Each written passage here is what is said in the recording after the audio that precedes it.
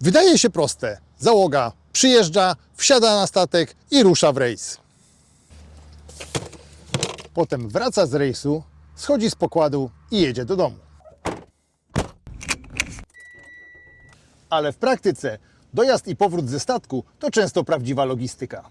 Do domu mam 12 godzin jazdy, więc chętnie o tym opowiem.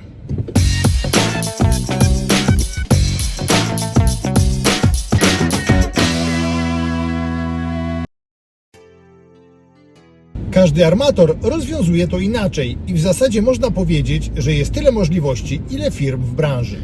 Wszystko zależy, jak to najczęściej bywa, od wielu czynników. Między innymi, jak duża jest firma, ile ma statków, ile zatrudnia ludzi i czy załogi pochodzą z jednego kraju, czy z kilku różnych. Jeśli bowiem firma jest znacząca, posiada wiele statków, a tym samym zatrudnia sporo osób, to najczęściej ma z góry wypracowany system transportowy swoich załóg. System ten może być prostszy lub bardziej złożony, co może wynikać np. z tak zwanego, powiedzmy, miksu narodowościowego. Jeśli bowiem mamy całą polską załogę, to logistyka znacznie się upraszcza niż w przypadku kilku narodowości na jednym statku. Niektóre firmy, zwłaszcza te większe, mają na przykład swoje floty transportowe, czyli auta, które dają do dyspozycji swoich załóg, aby mogły docierać do pracy i do miejsca zamieszkania. Załogi wyruszające do pracy spotykają się w jednym miejscu, na przykład w Polsce, i razem jadą do portu w Niemczech, Belgii czy Holandii. Załoga schodząca ze statku przejmuje auto i wraca do kraju. W miejscu zamieszkania auto jest pod opieką jednego z marynarzy. To wygodne, bo załoga korzysta wówczas ze służbowych kart płatniczych lub płaci gotówką rozliczaną na pokładzie. W niektórych firmach sposób transportu i jego finansowanie są wprost zapisane w umowie o pracę albo w osobnym porozumieniu. Czasami pracownik sam wybiera, jak chce podróżować, a firma po prostu wypłaca mu ryczałt na dojazdy.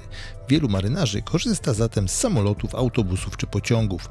To częste rozwiązanie w branży, choć nie zawsze najkorzystniejsze, gdyż limity mogą być niewystarczające, z czym wielokrotnie się spotkałem. Ryczałt to po prostu dodatkowa kwota, która ma pokryć koszty podróży, niezależnie od tego, czy ktoś jedzie busem, pociągiem czy własnym autem. Inne firmy z kolei zwracają koszty na podstawie biletów albo rachunków za paliwo. Każdy system ma swoje plusy i minusy, zależy czy firma woli uproszczoną księgowość, czy precyzyjne rozliczanie. Są też firmy, które zapewniają pełny transport służbowy wraz z kierowcą, z miejsca zamieszkania aż na statek i odwrotnie. Wtedy pracownicy nie muszą się o nic martwić, nie składają rachunków i nie dopłacają z własnej kieszeni. Częstym rozwiązaniem jest również korzystanie przez załogi z samochodów z wypożyczalni. Wynajem jest wówczas aranżowany albo przez pracodawcę, albo bezpośrednio przez marynarzy. Ale przy wyborze środka transportu warto pamiętać o praktycznej stronie. Publiczne środki transportu, jak pociąg czy samolot, mają ograniczenia bagażu, a przecież wielu marynarzy zabiera ze sobą nie tylko ubrania, ale też zapasy jedzenia, zwłaszcza jeśli na statku nie ma zapewnionego wyżywienia. I wtedy pojawia się problem. Samolotem nie zabierzesz wszystkiego, a zakupy po przyjeździe na miejsce nie zawsze są możliwe, szczególnie jeśli statek stoi w małym porcie albo ma odpłynąć za kilka godzin. Z drugiej strony, przy długich dystansach ponad 1000 km, jak na przykład do Polski, samolot lub pociąg to często najwygodniejsza opcja.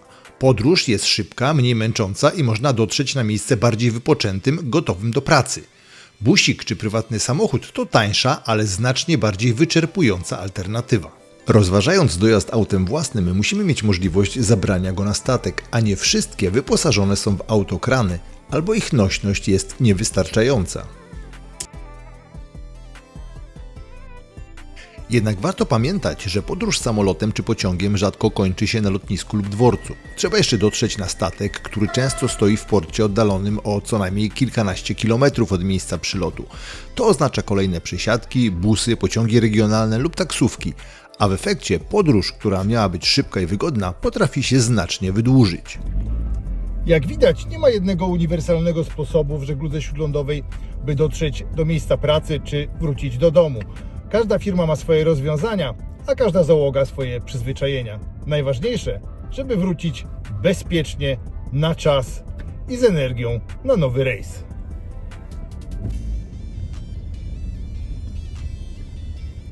Ja właśnie dotarłem do domu po 12 godzinach podróży i śmigam na zasłużony urlop. Dajcie znać w komentarzach, jakie są Wasze doświadczenia z podróżami służbowymi, bo jestem przekonany, że każdy marynarz ma swoją niezapomnianą historię. Pozdrawiam Was serdecznie i do zobaczenia w kolejnym odcinku.